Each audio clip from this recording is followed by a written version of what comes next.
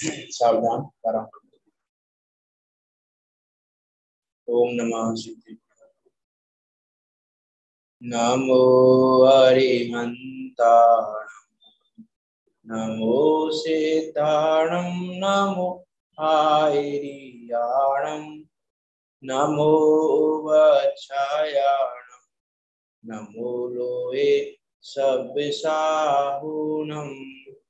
मंगलम भगवान वीरो मंगलम गौतमो गणे मंगलम कुंद कुंदारियो जैन धर्मोस्तु मंगलम सर्व मंगल मांगल्यम सर्व कल्याण कारकम प्रदानम सर्व धर्माणां जैनम जयतु शासनम जैनम जयतु शासनम यस्य स्वयं स्वभावाप्ते भावे कृतस्मै कर्मणः तस्मै संज्ञानिरूपाय नमोस्तु परमात्मने प्रगटा सहज स्वभाव निज हुए कर्म अरि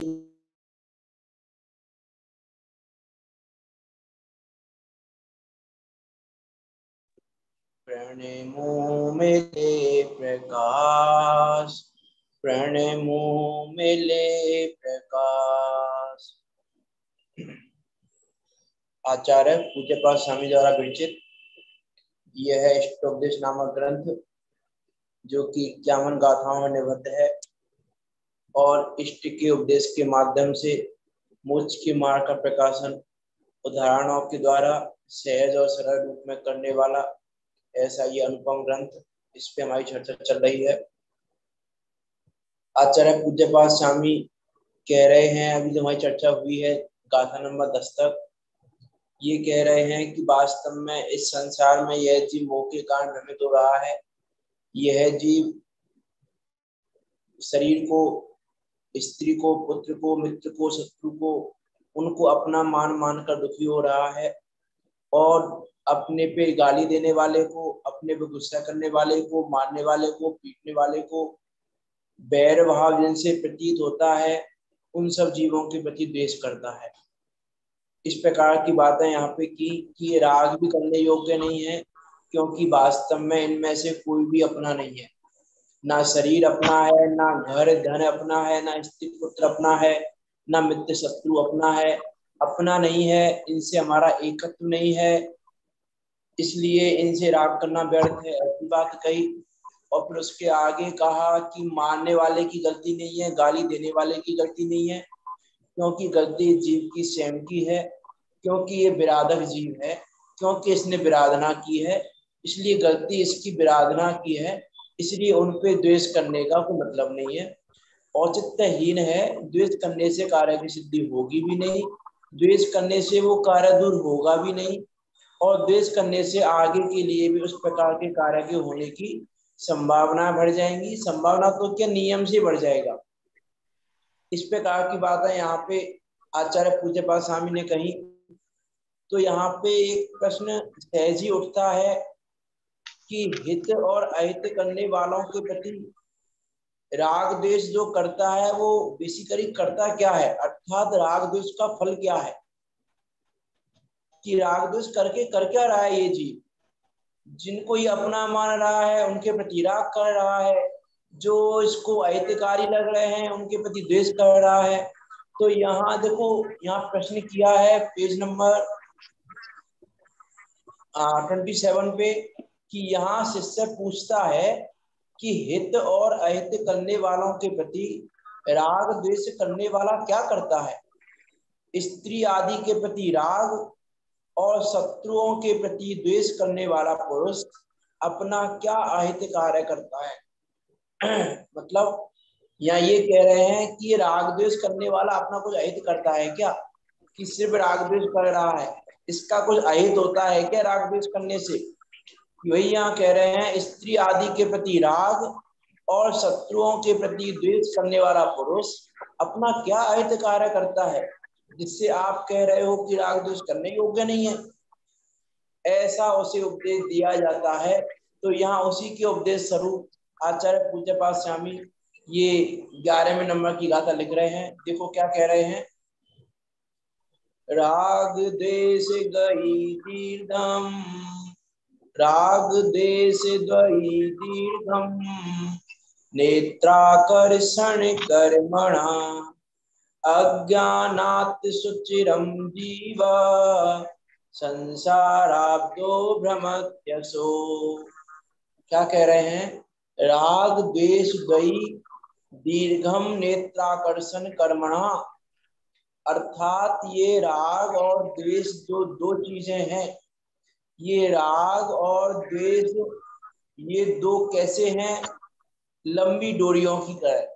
नेत्र आकर्षण अर्थात लंबी डोरियों की तरह, कर्मणा, कर्मणा अर्थात करना, अर्थात कार्य करना। क्या कार्य करना कि तान करना। क्या कह रहे हैं यहाँ पे कि राग द्वेष रूपी लंबी डोरियों की खींचतान के कार्य से क्या करता है। अज्ञानात अज्ञान से, सुचिरम बहुत लंबे काल तक, अज्ञानात अज्ञान से, सुचिरम अर्थात बहुत लंबे काल तक, जीवा यह जीव, संसार अवधो, संसार अवधो, अवधो, अवधो शब्द का प्रयोग होता है समुद्र के लिए। संसार रूपी समुद्र में भ्रमत्यसो, भ्रमति असो, भ्रमति अर्थात भ्रमण करता है। कौन सा जीव, असो यह जीव। असो शब्द का अर्थ जीव के साथ करेंगे तो क्या आएगा, असो जीवा यह जीव क्या करता है, अज्ञानात अज्ञान से, राग द्वेष दई दीर्घ नेत्राकर्षण कर्मणा, राग द्वेष रूपी लंबी डोरियों की खींचतान के कार्य से, संसार आब्दो संसार समुद्र में, सुचिरम बहुत लंबे काल तक, भ्रमति अर्थात भ्रमण करता रहता है, घूमता रहता है। ऐसी जीव की अवस्था हो रही है। अर्थात यहाँ ये कह रहे हैं आचार्य पूज्यपाद स्वामी कि इस संसार में इस जीव के दुखी होने का एकमात्र कारण है राग द्वेष। देखो हिंदी में ही पढ़ लेते हैं क्या कह रहे हैं। राग द्वेष रस्सी बंधा, भवसर घूमे आप, आत्म भ्रांति बस आप ही सहे महासंताप। जैसे देखो ये एग्जाम्पल क्या दिया है, रस्सी का जो एग्जाम्पल दिया है ना, जैसे हम घी चलाने के लिए आज के टाइम में तो बहुत कम लोग चलाते हैं, पहले वो एक लकड़ी में रस्सी बांध कर रस्सी चलाते थे। एक रस्सी ये आधे हुई है पीछे हो गई, फिर इसको खींचा। तो यहाँ ये जो खींचतान वाली क्रिया है, रस्सी को खींचने की क्रिया, उसका यहाँ एग्जाम्पल दिया है। ये जो रस्सी का एक सिरा है वो राग रूप है और दूसरा सिरा द्वेष रूप है। जो रस्सी खींचने की है तो रस्सी के दो सिरे हैं, एक सिरा राग रूप है, एक सिरा द्वेष रूप है। तो ये क्या करता है, खींचतान करता है, कभी राग को खींचता है, कभी द्वेष को खींचता है, कभी राग रूप परिणमित होता है, कभी द्वेष रूप परिणमित होता है। और रस्सियों की खींचतान में क्या होता है, ये राग द्वेष रूप रस्सी खींचता है, और जो लकड़ी है जिसमें ये रस्सी बंधी हुई है वो क्या करता है, घूमता रहता है, घूमता रहता है, घूमता रहता है। किसमें, उस बर्तन में। ऐसे यहाँ कह रहे हैं कि राग द्वेष रूपी रस्सी की खींचतान से यह जीव संसार रूपी समुद्र में घूमता रहता है। और कैसा घूमता है, सुचिरम लंबे काल तक, चिरकाल तक। चिर शब्द का प्रयोग लंबे काल के लिए आता है, ये आप सबको पता ही होगा। चिर आता है ना, चिरंजीवी, चिरंजीवी रहो और लंबे काल तक जियो। तो वही है यहाँ पे सुचिरम, उस लंबे काल तक भ्रमति घूमता रहता है। किसके कारण, राग द्वेष के कारण। इसका अर्थ है कि इस संसार में भ्रमण कराने में यदि कुछ कारणभूत है तो हमारा राग द्वेष है। अर्थात परद्रव्य हमारे संसार भ्रमण में कारणभूत नहीं है। हमारा संसार भ्रमण परद्रव्य के कारण नहीं हो रहा है। हमारे संसार भ्रमण को कोई दूसरा करने वाला नहीं है, किसी दूसरे की गलती। देखो यहाँ कह रहे हैं ना, आत्म भ्रांति बस आप ही। इसको जो आत्म भ्रांति है, उस आत्म भ्रांति के कारण यह जीव आप ही सहे महासंताप, महादुख को सहन करता रहता है। ये देखो, राग और द्वेष दो चीजें हैं, लेकिन वास्तव में विचार करके देखें तो ये दो नहीं है। क्यों? रस्सी तो एक ही है, रस्सी तो एक ही है ना। ऐसे ही राग द्वेष देखा जाए तो एक ही है। कैसे एक है? कि वास्तव में विचार करके देखें तो द्वेष जो है अपने आप से उत्पन्न नहीं होता, अपने आप से उत्पन्न नहीं होता, अर्थात वो द्वेष राग के कारण उत्पन्न होता है। अर्थात द्वेष में भी राग ही कारण है, बिना राग के द्वेष नहीं होता। इसीलिए देखो, जहां भी चर्चा आती है देव के स्वरूप की बात आती है तो क्या आती है? जो वीतरागी हुए हैं, वीत द्वेषी शब्द का प्रयोग नहीं आता है, वीतरागी शब्द। हमारे भगवान कैसे हैं कि वीतरागी हैं, तो क्या उनके द्वेष नहीं, द्वेष है क्या? उनका द्वेष का अभाव नहीं है? उनके द्वेष का अभाव तो है। तो वीत द्वेषी क्यों नहीं कहते हो? ऐसा क्यों कहते हैं कि हमारे भगवान वीतरागी हैं? वीत द्वेषी भी कहो ना। कि देखो, फिर तीन लक्षण हैं जो भगवान देव के, वीतरागी, सर्वहितोपदेशी। फिर चौथा लक्षण और कहो, वीत द्वेषी। फिर जिनागम में तो नहीं कहा, लेकिन वीत द्वेषी अलग से शब्द का प्रयोग कहीं कहा भी जाता है, लेकिन मुख्य रूप से वीतरागी ही कहा जाता है। क्यों? क्योंकि राग के बीतने पर, राग का अभाव होने पर द्वेष का अभाव तो स्वयं हो जाता है, द्वेष का अभाव करना नहीं पड़ता। आप यदि हम देखें जगत में जितने भी युद्ध हो रहे हैं, जितनी भी लड़ाइयां हो रही हैं, किस लिए हो रही हैं? द्वेष के कारण? कि नहीं, द्वेष के कारण नहीं हो रही। वास्तव विचार करके देखें हम तो युद्ध होता है, लड़ाइयां होती हैं, घर घरों में लड़ाइयां हो रही हैं, वो द्वेष बुद्धि के कारण नहीं है, वो राग बुद्धि के कारण है। कि अरे कैसी बात कर रहे हो? आप सहमत हैं क्या इस बात से कि युद्ध राग के कारण होता है, द्वेष के कारण नहीं होता? दो व्यक्ति लड़ाई कर रहे हैं तो राग के कारण कर रहे हैं, द्वेष के कारण नहीं कर रहे। सहमत हैं आप इस बात से?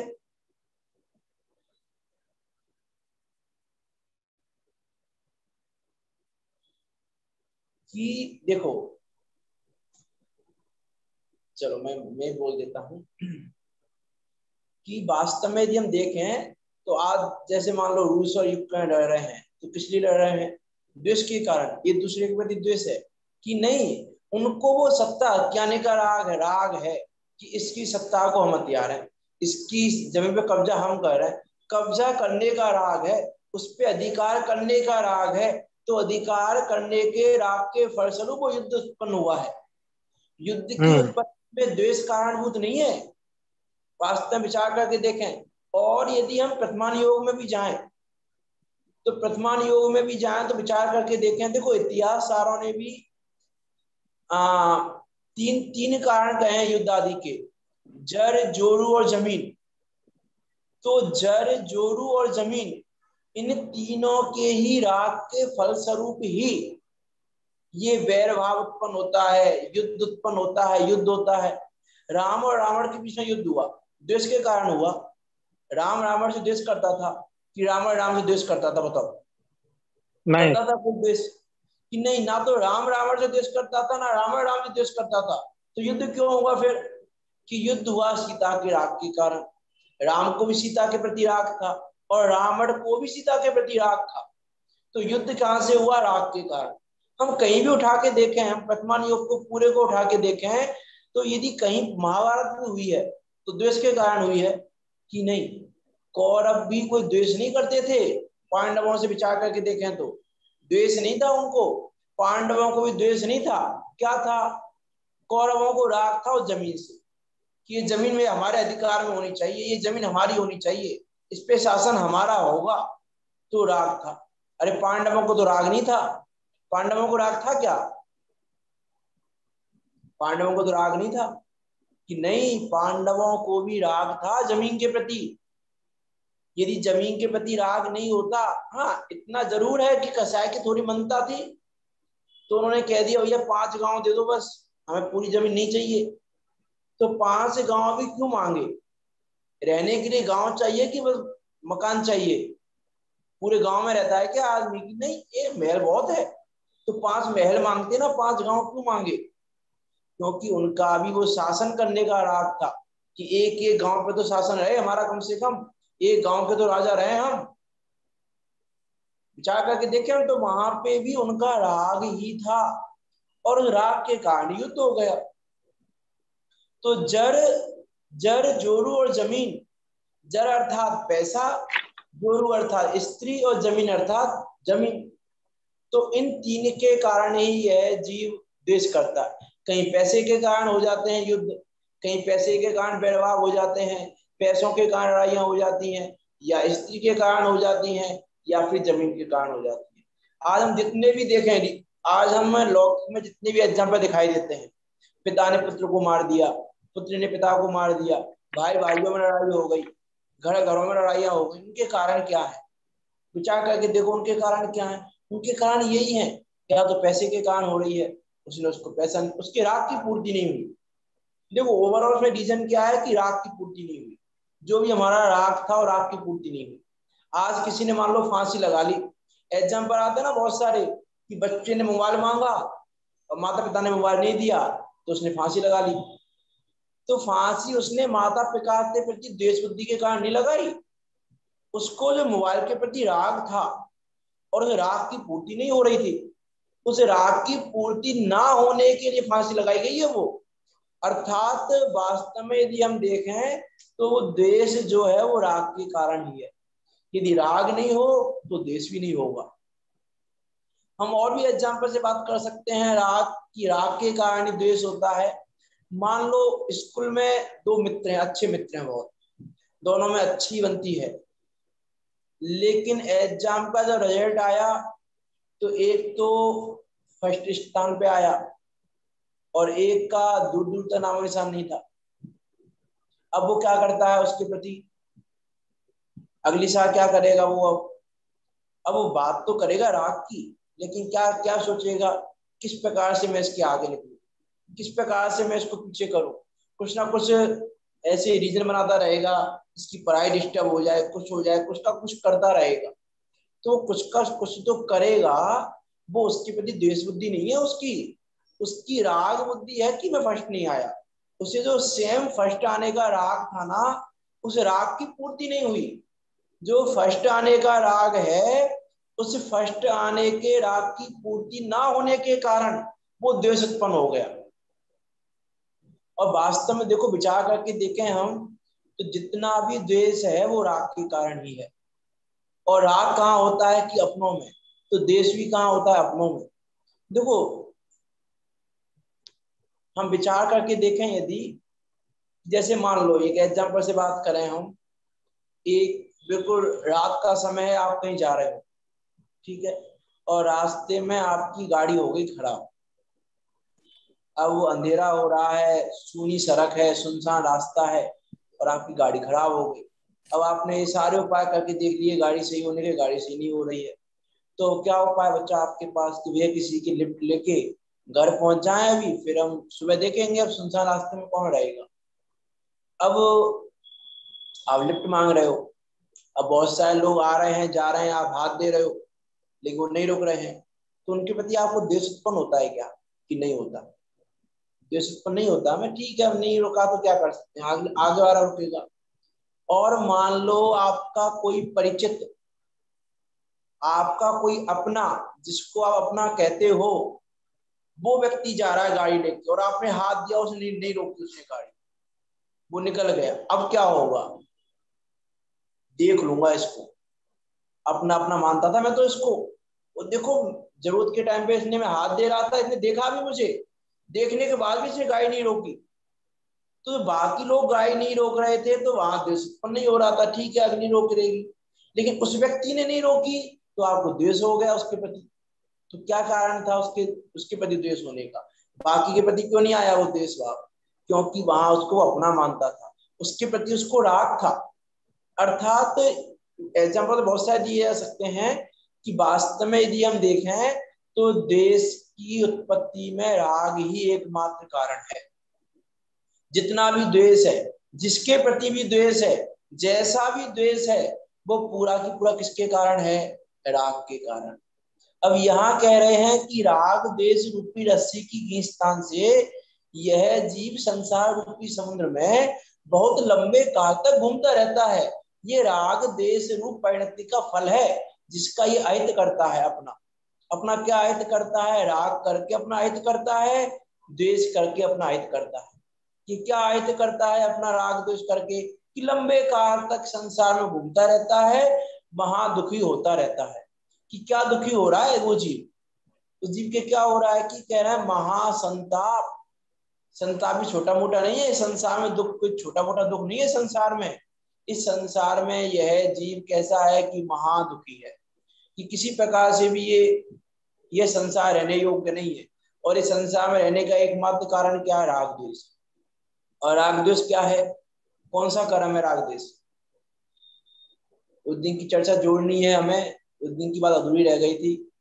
वो आंटी ने एक क्वेश्चन पूछा था ना आंटी ने, तो उनका भी जवाब देना है। कौन सा कर्म है राग द्वेष? की भाव कर्म है। 3 प्रकार के कर्मों की हमने बात की थी, भाव कर्म, द्रव्य कर्म और नौ कर्म। ये राग द्वेष क्या है? क्या कह रहे हैं यहाँ पे? भाव कर्म है। भाव कर्म। यह जीव दुखी हो रहा है भाव कर्म के कारण। लेकिन हम क्या, हमारी मान्यता क्या है? हमारी मान्यता है कि हम दुखी है नौ कर्म के कारण। हमको दुखी होने का कारण क्या लगता है? नौ कर्म। और वास्तव में विचार करके देखें हम नौ कर्म, कि नौ कर्म का यदि हम एक और शब्द देखें ना, नौ कर्म का अर्थ है नौकर। ये नौ कर्म क्या है? नौकर है। किसके नौकर हैं? किसकी नौकरी करते हैं ये नौ कर्म नौकरी करते हैं द्रव्य कर्म की। ये जितने भी नौ कर्म है, स्त्री पुत्र आदि ले लो, ये शरीर ले लो, पैसा ले लो, जमीन ले लो, जो भी चीज है इस वाइज है। नौ कर्म की डेफिनेशन में दीजिए, जो जो आपको दिखाई दे रहा है ना वो सब नौ कर्म में ही है। जो आपको बाहर जो भी दिखाई दे रहा है, शरीर से लेके बाहर तक जो भी दिखाई दे रहा है वो सब नौ कर्म है। और ये नौ कर्म क्या है? नौकर है। किसके नौकर हैं? द्रव्य कर्म के। कि द्रव्य कर्म के अकॉर्डिंग आते हैं, द्रव्य कर्म के अकॉर्डिंग जाते हैं। और हमको क्या लग रहा है? ये दुखी करते हैं हमको। मुझे मेरा पुत्र दुखी कर रहा है, मुझे मेरी पत्नी दुखी कर रही है, मुझे ये जमीन दुखी कर रही है, मुझे ये दुखी कर रहा है, मुझे ये दुखी कर रहा है। हमने क्या माना हुआ है दुख का कारण? नौ कर्मों। और आचार्य देव कह रहे हैं दुख का कारण ये है। यहाँ ये जीव देखता नहीं है। ये जीव क्या करता है? दुखी होने का कारण मानता है इनको, तो इनको ही दूर करना चाहता है। इनको दूर करना चाहता है। इनको दूर करके वो मानता है कि मैं सुखी हो जाऊंगा। लेकिन ये तो भैया तेरे अकॉर्डिंग चलते ही नहीं। इनका तो परिणमन ही तेरे अकॉर्डिंग नहीं है। इनका तो परिणमन द्रव्य कर्म के अकॉर्डिंग है, और तेरी द्रव्य कर्म में भी नहीं चलती है। यदि यहाँ भी चलती हो हमारी, तो भी हम यहाँ चलाने का प्रयास कर सकते हैं। यदि हमारी यहाँ पे चलती हो द्रव्य कर्म में, तो भी हम प्रयास कर सकते हैं कि यहाँ हमारी चल जाए। लेकिन परेशानी ये है कि हमारी द्रव्य कर्म में भी नहीं चलती। और ये नौकर हैं द्रव्य कर्म के, ये नौकरी करते हैं द्रव्य कर्म की, ये चलते हैं द्रव्य कर्म के अकॉर्डिंग। जैसा द्रव्य कर्म चलाता है वैसा ही चलते हैं। और हम सोचते हैं कि इसको दूर करने से सुखी हो जाएंगे। तो यहाँ आचार्य देव कह रहे हैं भैया इनको भूल जाओ, ये तुम्हारे दुख के कारण नहीं है। ना तुम, ये द्रव्य कर्म दुख का कारण है, ना ये नौकर्म दुख का कारण है। दुख का कारण तो एकमात्र भाव कर्म है। हमने कहा था ना कि भाव कर्म के कारण ही यह जीव दुखी है, और सुखी होने का उपाय भी भाव कर्म को दूर करना ही है। इस भाव कर्म में सुधार करने से जीव सुखी हो सकता है, और भाव कर्म में सुधार नहीं करेगा तो द्रव्य कर्म तो बंधेगा ही। भाव कर्म से द्रव्य कर्म और द्रव्य कर्म से भाव कर्म की परिपाटी तो चलती ही है। तो भाव कर्म से द्रव्य कर्म, द्रव्य कर्म से भाव कर्म चलता है, और भाव कर्म से द्रव्य कर्म से नौ कर्म मिलता है। तो ये मिलते हैं द्रव्य कर्म से। द्रव्य कर्म में मेरी चलती नहीं है, तो यहाँ कह रहे हैं कि यहाँ तेरे संसार का कारण, संसार में भ्रमणे का कारण एकमात्र तेरा ये भाव कर्म है। कोई जो आपने उस दिन क्वेश्चन पूछा था, तो दोबारा पूछ सकते हैं आप, क्या पूछा था आपने उस दिन मुझसे भाव कर्म नौ कर्म के बारे में? पूछ सकते हैं आप दोबारा। तो क्या कह रहे हैं यहाँ पे कि वास्तव में इस संसार में हम क्या मान रहे हैं? हमको लग रहा है कि ये द्रव्य कर्म परेशान कर रहा है मुझे, ये द्रव्य कर्म मुझे परेशान कर रहा है, ये ज्ञानावरण दर्शनावरण मुझे परेशान कर रहा है, मुझे ये मोहिनी है, ये अंतरा है, ये आयु, ये नाम, ये गोत्र, ये वेदनी है, ये परेशान कर रहा है। मैं वेदनी कर्म के कारण दुखी हूँ। यहाँ कह रहे हैं कि ये तेरी मिथ्या भ्रांति है। यहाँ कह रहे हैं ना, आत्म भ्रांति बस आप ही कि ये तेरी मिथ्या भ्रांति है और मिथ्या भ्रांति का कुछ भी नहीं है। वो लाइन आती है ना देवशास्त्र गुरु पूजन में, जर कर में घुमाता है मुझको यह मिथ्या भ्रांति रही मेरी, जर कर में घुमाता है मुझको यह मिथ्या भ्रांति रही मेरी, मैं रागी द्वेषी हो लेता जब परिणति होती है जड़ की, भाव कर्म या भाव मरण सदियों से करता आया, निज अनुपम गंध अनल से प्रभु पर पर गंध जलाने आया। आत्म भ्रांति बस आप ही, यहाँ हमको भ्रांति हो रही है कि जड़ कर्म घुमा रहा है हमको, ये द्रव्य कर्म परेशान कर रहा है, ये जड़ कर्म के कारण दुखी हो रहे हैं। तो यहाँ करें कर्मों में तो कहाँ दम है, कर्म तो अचेतन है, शक्तिहीन है, ना तो उनमें शक्ति है घुमाने की और ना उनमें चेतनपना है घुमाने का। यदि कर्म घुमाते हो तो पंडित टोडामल जी ने कहा ना कि कर्म में चेतनपना भी चाहिए और बलवानपना भी चाहिए। इसे द्रव्य कर्म में चेतनपना भी चाहिए और बलवानपना भी चाहिए, और दोनों इसमें नहीं है, ना तो चेतनपना है इसमें ना बलवानपना है। तो किसके आधार से हम ये कह रहे हैं कि ये हमको घुमा रहा है? ये जड़ क्या घुमाएगा हमको? विचार करके देखो, एक ज्ञानवान जीव को, एक चेतन जीव को, एक बलवान जीव को, जो अनंत शक्ति का धारी है, जो चेतन है, ज्ञानवान है, ऐसे जीव को एक जड़ घुमा रहा है। विचार करके देखें हम कि जड़ किस प्रकार से घुमा सकता है हमको, कि वास्तव में जड़ हमको नहीं घुमाता। हमको लगता है कि ये मेरा है तो मैं उसमें राग कर लेता हूं, मुझे लगता है ये मेरा हित करने वाला तो मैं द्वेष कर लेता हूं। लेकिन एकत्व कहाँ करना, अन्यत्व कहाँ पे करना, इसकी खबर नहीं है। क्यों? क्योंकि भाव कर्म पे दृष्टि ही नहीं है। हमारी दृष्टि द्रव्य कर्म पे है, और द्रव्य कर्म पे भी कुछ की है, बाकी की तो नौ कर्म पे ही दृष्टि है सारी। द्रव्य कर्म पे भी दृष्टि पहुंचेगी तो कुछ की पहुंच जाएगी, नहीं सबकी दृष्टि इस संसार में कहाँ पहुंच रही है? नौ कर्म पे। दुखी होने का कारण नौ कर्म, सुखी होने का कारण नौ कर्म। सब यही मान के बैठे हैं कि इसका अभाव धन है, जैसे नौ कर्म, तो धन का अभाव दुखी का कारण, धन का सद्भाव सुखी होने का कारण।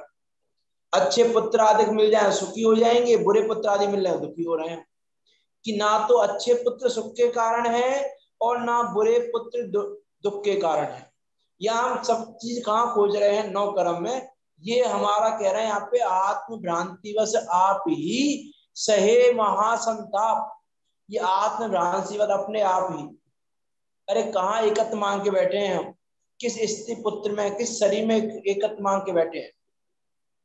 मैं एकाकी एकत्व लिए सब ही आते, सब अपना अपना एकत्व लेके आते हैं, कोई किसी के एकत्व में शामिल नहीं है। मैं एकाकी एकत्व लिए सब ही आते, तन धन को साथी समझा था, पर ये भी छोड़ चले जाते। साथी है कहाँ मेरे? ये साथी है कहाँ? ये तन, ये धन, ये स्त्री, ये पुत्री अपने हैं कहाँ? मेरे न हुए ये मैं इनसे, अति भिन्न अखंड निराला हूं। ये मेरे नहीं हुए, मैं इनसे नहीं हुआ। ये आज तक मेरे नहीं हुए, मैं इनका नहीं हुआ। मेरे न हुए ये मैं इनसे, अति भिन्न अखंड निराला हूं। निज में पर से अन्यत्व लिए, निज में पर से अन्यत्व लिए, निज समय रस पीने वाला। तो इसका यह अभाव कैसे होगा? दुख का अभाव का कारणभूत क्या है? कि राग द्वेष को दूर करो। लेकिन यह जीव क्या करता है? राग द्वेष को बढ़ाता है। ये राग द्वेष को बढ़ाता रहता है। पंडित टोडामल जी ने मिथ्या चारित्र के स्वरूप में चौथे अधिकार में जब चर्चा की तो वहां पर उन्होंने यह हेडिंग दी, राग द्वेष का विधान व विस्तार। कि यह जीव किस प्रकार से तो राग द्वेष करता है और किस प्रकार से राग द्वेष का विस्तार करता है, किस प्रकार से इसकी परिणति में राग द्वेष की वृद्धि होती है। कि वहां पे ऐसा लिखा, जिन कारणों को राग का कारण मानता है उनके कारणभूत पदार्थों में राग करता है और उनके घातक पदार्थों में द्वेष करता है। वहां पे कहीं नहीं बात की जमीन है जैसे, तो जमीन में राग कर रहा है। अब जमीन में राग कर रहा है तो जमीन, जो इसको जमीन देने में सहयोगी हैं, जो इसको जमीन की उपलब्धि कराएंगे, उसको तो मानता है अपना, राग करता है उसके प्रति। और जो जमीन छीनना चाहते हो इससे, उसके प्रति उसके प्रति द्वेष करता है। फिर जो जमीन छीनना चाहते हैं उसके प्रति द्वेष करता है। अब जो जमीन छीनने वाले के सपोर्टर हैं उनसे क्या करेगा, उनसे द्वेष करेगा। और जो जमीन छीनने वाले के सपोर्टर नहीं है, जो उसके विरुद्ध खड़े हैं, उनसे क्या करेगा कि राग करेगा। तो देश के कारणभूत पदार्थों में द्वेष करता है और देश के घातक पदार्थों में राग करता है, और राग के कारणभूत पदार्थों में राग करता है और राग के घातकों में क्या करता है कि द्वेष करता है। इस प्रकार से राग द्वेष की परंपरा प्रवर्ती रहती है। ऐसा लिखा वहां पे, इस प्रकार से जीव के राग द्वेष की परंपरा प्रवर्ती रहती है। और वहां पे लिखा कि ये राग द्वेष जो है बाह्य कारण से नहीं हो रहा है, ये नौ कर्म कारणभूत नहीं है। वहां पे ऐसा एग्जाम्पल दिया, वहां ये प्रश्न किया कि भैया राग द्वेष के कारण तो ये हो रहे हैं, तो अब इसको राग द्वेष का कारण कहो। तो वहां पंडित टोडरमल जी ने कहा कि बलवान कारण तो ये नहीं है। एक निमित्त अपेक्षा से कारण कहो तो अलग बात है, निमित्त अपेक्षा कारण कह दो, लेकिन बलवान कारण तो अंतरंग में मोह का उदय है। ये भाव कर्म जो हो रहा है मोह के कारण हो रहा है। और वास्तव में मोह के दो ही तो भेद हैं। मोहिनी कर्म के कितने भेद हैं कि जो 25 कसाय हैं, चारित्र राग जो चारित्र मोह में आता है ना, तो चारित्र मोह के जो 25 कसाय हैं, वो 25 कसाय क्या है कि राग द्वेष में तो गर्भित है, 13 राग में है और 12 द्वेष में है। तो सारी की सारी 25 कसाय राग द्वेष में गर्भित है। तो ये मोहिनी जो है, ये मोहिनी ही इस संसार के भ्रमण का, जो 8वीं गाथा में कहा था ना, 8वीं गाथा में कह के आए हैं पहले कि ये मोह के कारण ही यह जीव संसार में भ्रमण कर रहा है, तो उसी की यहाँ सिद्धि कर रहे हैं। पहले मोह के कारण कहा, फिर राग के कारणों को बताया, फिर द्वेष के कारणों को बताया 10वीं गाथा में, और 11वीं गाथा में कह रहे हैं ये राग द्वेष ही, ये राग द्वेष ही इसी जीव को इस संसार में भ्रमण कराते हैं, और दूसरा कोई भ्रमण कराने वाला नहीं है। और इसका देखो ये राग द्वेष के संस्कार कैसे हैं, बिना सिखाए, बिना सिखाए राग द्वेष करता है। देखो कोई छोटा सा बच्चा है, उसको कोई सिखाता नहीं है राग द्वेष करना।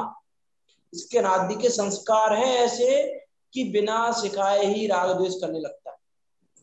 ये छोटा सा बच्चा भी होगा, वो भी राग द्वेष करता है, उसके भी राग द्वेष बराबर चल रहे हैं। अरे उसकी बात तो छोड़ो, वो तो पंचेंद्रिय है, संधि पंचेंद्रिय है। ये विकल्प जीव, एक इंद्रिय जीव, एक इंद्रिय जीव बराबर राग द्वेष करते हैं। एक केंद्रीय जीव के भी राग आदि सब चलते हैं। तीसरे अधिकार में टोडरमल जी ने सब सिद्धि की है कि वृक्ष के क्रोध होता है कि नहीं होता है। वृक्ष भी क्रोध करता है, वृक्ष भी मान करता है, वृक्ष भी माया करता है, वृक्ष भी लोभ करता है। अब दिखाई नहीं देते वो बात अलग है, हमें दिखाई नहीं देते, और वास्तव विचार करके देखे ना दिखाई भी देते हैं। आपने देखा होगा बहुत बार कि एक वृक्ष यदि अपनी जड़ों को फैला रहा है ना, तो दूसरा वृक्ष उसको फैलने नहीं देता। देखा होगा आपने बहुत बार, एक वृक्ष दूसरे वृक्ष की जड़ों को अपने आसपास नहीं आने देता, उनको दूर ही रखता है। अपनी जगह का अधिकार बना रखा है उसने, मेरा अधिकार क्षेत्र में है ये चीज, इसमें कोई दूसरा आएगा तो आने नहीं देगा उसको। हम कहाँ की बात कर रहे हैं, एक केंद्रीय जीव भी बराबर राग द्वेष कर रहे हैं। ये इस मोह की ही महिमा है कि यह जीव जानते हुए भी इस राग द्वेष का कारण क्या है। वास्तव में हमको लग रहा है कि ये भोग हमको मिल जाए, हम सुखी हो जाएंगे। कौन सा भोग सुखी होने का कारण है? इन भोगों को सुख का कारण मानता है, तो भोगों की प्राप्ति में जो कारणभूत है उनमें राग करता है, और जो भोगों को दूर करता है हमसे उनमें द्वेष करता है। अभी जो एग्जाम्पल दिया था ना, बच्चे ने मोबाइल मांगा और माता पिता ने नहीं दिया, तो उसको क्या लगा कि मोबाइल सुख का कारण है, वो भोग सुख का कारण है, और सुख के यदि मोबाइल दे देते तो अच्छे हैं। अब उन्होंने वो भोग नहीं दिए तो फिर क्या है कि द्वेष कर लिया उसने माता पिता के प्रति। और द्वेष बुद्धि से बहुत सारे लोग तो ऐसे भी हैं द्वेष बुद्धि से माता पिता को मार देते हैं, ऐसे भी केस आते हैं। अभी कुछ दिन पहले एक केस आया था, एक 12 साल की बच्ची ने, उसका 7 या 8 साल का भाई था, माता पिता कहीं गए हुए थे और भाई मोबाइल में खेल रहा था, उस बच्ची ने मोबाइल मांगा, बहन ने, भाई ने मोबाइल नहीं दिया तो उसका गला दबा के मार दिया उसको। 12 साल की थी वो लड़की शायद, और 7-8 साल का लड़का था। अब कुछ दिन पहले ही केस आया था, 4-5 साल 10-12 दिन पहले ही, 10 दिन भी नहीं, 7-8 दिन पहले ही आया था शायद। तो मीन्स क्या कह रहे हैं, उसने मोबाइल को सुख का कारण माना। अब वो मोबाइल नहीं दिया भाई ने, तो बच्चे ने मोबाइल नहीं दिया, तो उसके प्रति द्वेष बुद्धि हो गई। और द्वेष बुद्धि कैसी हो गई, उसको गला दबा के मार दिया। मैं विचार करके देखो ये राग द्वेष कैसी कैसी अनहोनी कराता है। और वास्तव में विचार करके देखें, ये भोग किसको खुश सुख दिया इन भोगों ने। कोई सुखी हुआ हो, एक दो जीव कोई सुखी हो गए हो भोगों से, तो फिर हम माने कि भैया इनको करना सही है। लेकिन वास्तव में ये शत्रु है। शत्रु भी क्या कहें, क्या वो राग के पीछा शत्रु कहा जा रहा है। शत्रु इसलिए कहा जा रहा है कि उनमें जीव फंस रहा है। वास्तव में तो ये समता भाव ही एकमात्र उपाय है और दूसरा कोई उपाय नहीं है। हमको लग रहा है कि भोग अच्छे हैं, कि क्या भोग अच्छे हैं, विचार तो करके देखें हम। वो एक लाइन आती है, सुखदायक क्या हुए किसी को जगती में ये भीषण भोग, अहि समान विकराल सर्व था जीवों को इनका संयोग, छली मित्र सम ऊपर से ये दिखते हैं सुंदर अत्यंत, पर इनकी रुचि मात्र विश्व में कर देती जीवन का अंत। हमको क्या लग रहा है, हमको क्या लग रहा है कि यह भोग अच्छे हैं, ये भोग अच्छे हैं। अरे ये भोग उस छलिया की तरह हैं, उस छल करने वाले जीव की तरह हैं। जैसे होता है ना ट्रेन में, किसी को कुछ लूटना हो तो क्या करता है, पहले मीठी मीठी बात करता है, मीठी बात करके ऐसा भाषित कराएगा कि भैया यही एकमात्र हमारे उपकारी हैं, ये बहुत अच्छे इंसान हैं, ऐसी ऐसी बातें करेगा।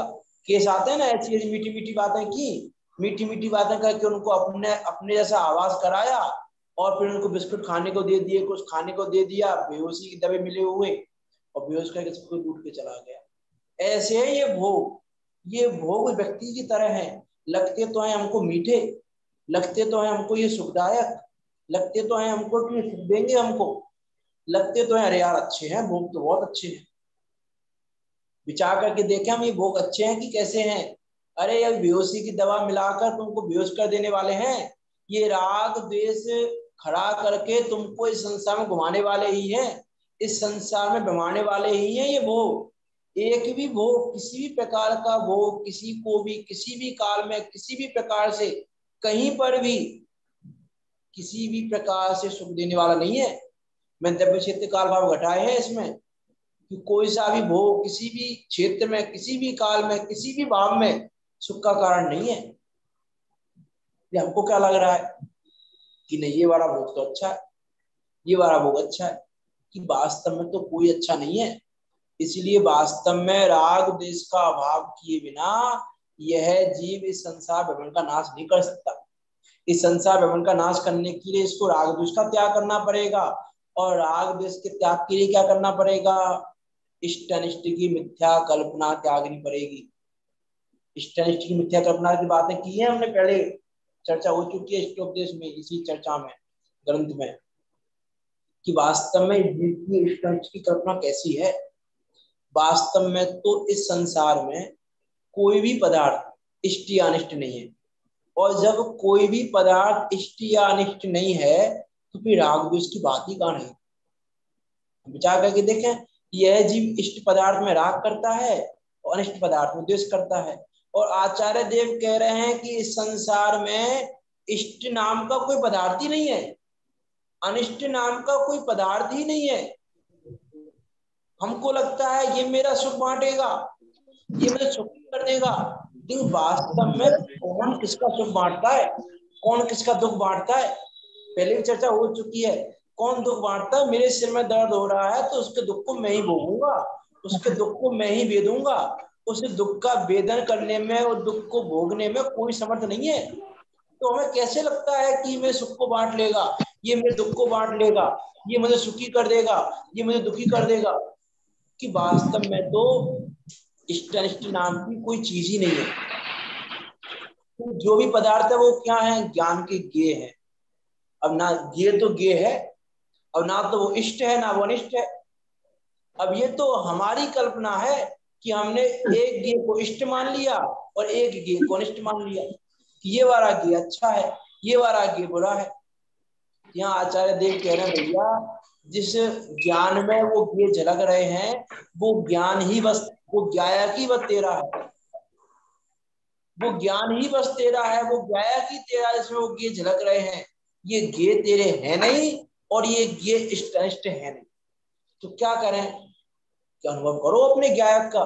ज्ञायक का अनुभव करना ही एकमात्र मोक्ष का उपाय है, उसके बिना सिद्धि नहीं होती। वास्तव में इस संसार में कोई भी भला इष्ट नहीं है, इष्ट अनिष्ट ना कोई जग में। वो लाइन आती है समता सोटसी में, इष्ट अनिष्ट न कोई जग में, मात्र ज्ञान के ज्ञेय अहो।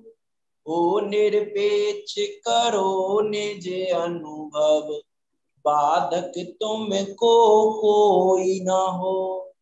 तुमको कोई बाधक नहीं है। इस संसार का अभाव करने में यदि कोई बाधक है तो वो हमारा राग द्वेष है। पर द्रव्य कोई भी इसका बाधक नहीं है।